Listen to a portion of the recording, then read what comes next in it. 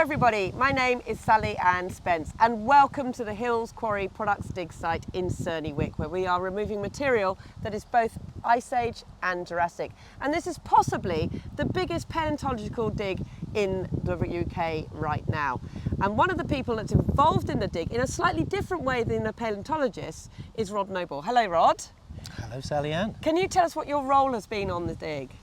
Well, as you're aware, I've been brought in by Hills to carry out the important role of, because the site is still designated as a quarry, an active quarry, we need to be complying with the quarry regulations in a way that keeps everybody safe. Now, I'm actually a freelance quarry manager, so I was able to apply my skills and knowledge of my experiences within, and I've had a variety of experiences of not just hard rock and sand and gravel production quarrying, but I've also been involved in other things that are associated with what you're doing here today. So, have you actually done a paleontological dig though? This is quite a different experience for you in that respect. I mean, you've been able to obviously put your framework over yes. it, and at the end of the day, you know, we have got all our safety equipment with our steel cap boots and our gloves and obviously glasses and things, and we can't take part in anything here without training. We're putting everybody through the various training that they need to do for the activities. Yeah. But from a paleontological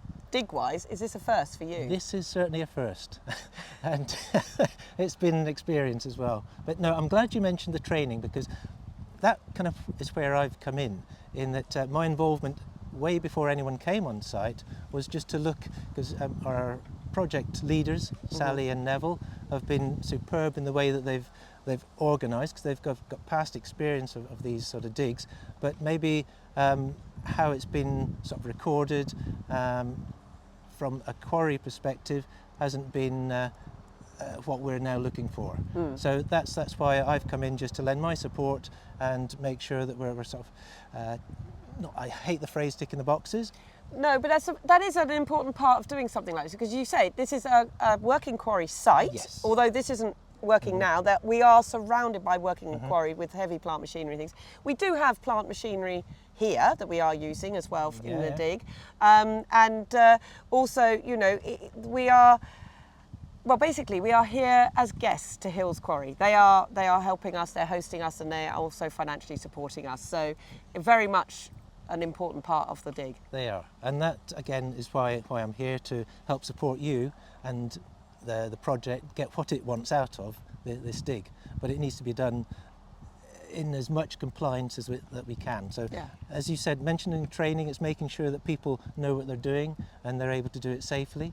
The environment is as safe as we can get it. So before people came on site, we were actually scraping down, making safe walkways and access to the dig areas, making sure that they're as level as possible, because the number of minor accidents, but that people can still get hurt, where there's sort of slip, trips and falls and that sort of thing, we wanted to make sure that is minimised. Yeah. Well, we had one day which was particularly bad. We had a horrendous amount of rain and all sorts. This quarry is being pumped out constantly. We've got a generator over there with pumps basically removing the water.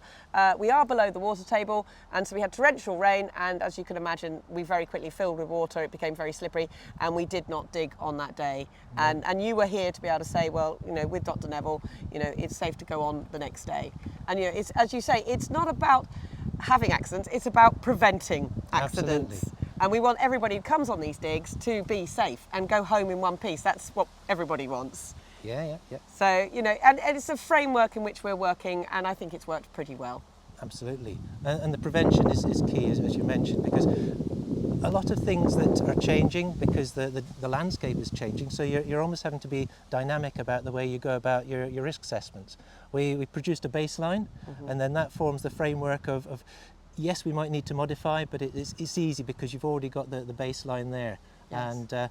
And people also, because they know we've got to do risk assessments, hopefully the mindset is getting in there, that it's safety first. We need to be considering this, that or the other before we can then proceed. Definitely, and we've got students here from over 20 universities, many of which have never camped before, and this is their very first sort of field experience. So training and how to use all the things that they're using, the equipment they're using, should be part of that anyway, you know, and as I said, that's important. You go and do field work anywhere, you will have somebody who will train you and show you what to do. It's really, really important. It is.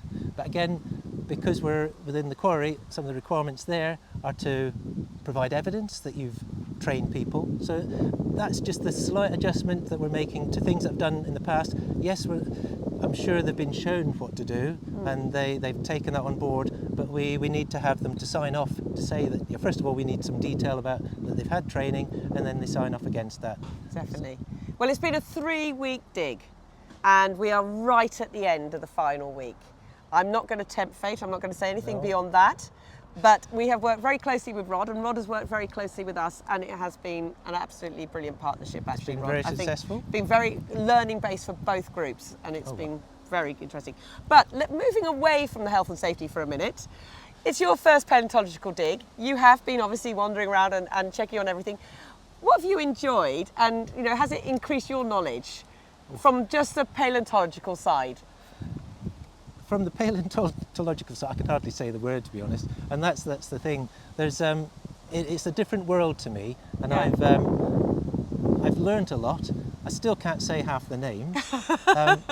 So some of the guests that have been here, everybody from some of the professors that you've mentioned, plus even students doing the presentations, and they put it across in such a way, it's a little bit more I can understand, because they're still at a level that hasn't quite got to the doctorate stage yet. But I mean, seeing the tusks and the teeth and the ammonites and everything, it is amazing, isn't it? I mean, don't tell Neville, but I have managed to collect a couple of small specimens that I'll be able to then take home and show my wife and my boys. Oh, brilliant. Well, you've got to run it past him just so he knows that they're not scientifically valued, but I'm sure once he's checked them, you can take them. Absolutely, because it is amazing just seeing these things. And when you think that this is the first time they've been seen in millions of years. Absolutely. I mean, I've had a few guests already, and they've been so just blown away by the extent of the finds here. I mean, this really is a unique site, and it's I can't really express the excitement it has generated, but it's great to see so many other people getting that out of it. Absolutely. I mean, you've met a lot of the students now, and you've got to know them over that period, because Rod has been with us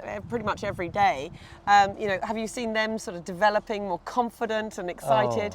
And the amount of research they're getting from this is unbelievable. Yes. I mean, so many of them are doing their theses and, you know, various projects that, I mean, I don't really, just trying to get a grasp of what they're doing, but there's been things like the photogrammetry, and Mosure.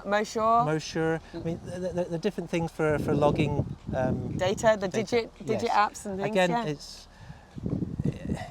it's just all things that tells me the different aspects and what's involved in this. So yeah, I mean, I have learned an awful lot, and I'd be interested to get along to another dig, to be honest, now that it's whetted my appetite. That is fantastic. That's what we like to hear, that it really is. So somebody else we've enthused about paleontology. Fantastic, Rod.